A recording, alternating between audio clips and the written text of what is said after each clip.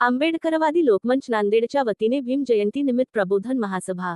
आंबेडकर लोकमंच नांदेड तर्फे भारतीय संविधान जनक डॉक्टर बाबासाहेब आंबेडकर यांच्या 135वा जयंती महोत्सव व महात्मा ज्योतिबा फुले यांच्या द्विशताब्दी वर्षानिमित्त नांदेड शहरात येत्या रविवारी दिनांक 26 एप्रिल 2026 रोजी मोठ्या उत्साहात साजरी करण्यात येणार आहे।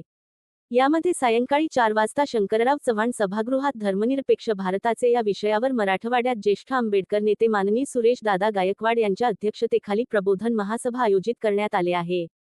या महासभेत नांदेड जिल्ह्याचे लोकप्रिय खासदार माननीय रवींद्र चव्हाण तसेच लोहा कंधार तालुक्याचे लोकप्रिय आमदार प्रताप पाटील चिखलीकर हे यावेळी प्रमुख अतिथी म्हणून उपस्थित राहणार आहेत।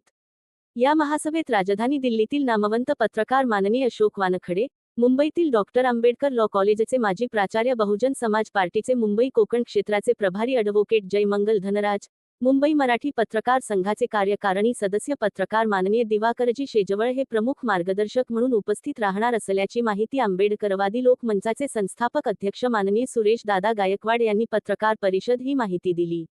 यावेळी आंबेडकरवादी लोकमंचाचे महासचिव प्राध्यापक देविदास मनोहरे, माननीय PS गवळे, माननीय नंदकुमार बनसोडे, माननीय जनार्दन कवडे, भगवान गायकवाड आदींची उपस्थिती होती।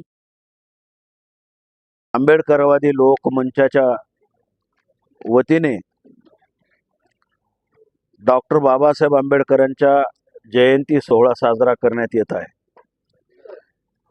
या जयंती सोहळ्याचा एक भाग म्हणून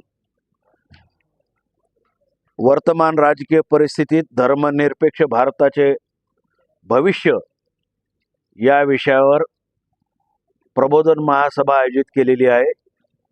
शंकरराव चव्हाण सभागृहामध्ये दुपारी 4 वाजता। या सभेला प्रमुख वक्ते म्हणून राष्ट्रीय पत्रकार नामवंत अशोक वानखेडे, सिद्धार्थ विहार लॉ कॉलेजचे प्राचार्य ॲडव्होकेट जयमंगल धनराज आणि मुंबई पत्रकार संघाचे पदाधिकारी आणि नामांतरवादी आंदोलनातील नेते दिवाकर शेजवळ यांचं मुख्य भाषण आयोजित केलेली आहेत। या सभेसाठी नांदेडचे लोकप्रिय खासदार रवींद्रजी चव्हाण आणि कंधार लोह्याचे लोकप्रिय आमदार प्रतापरावजी पाटील चिखलीकर यांची प्रमुख उपस्थिती राहणार आहे।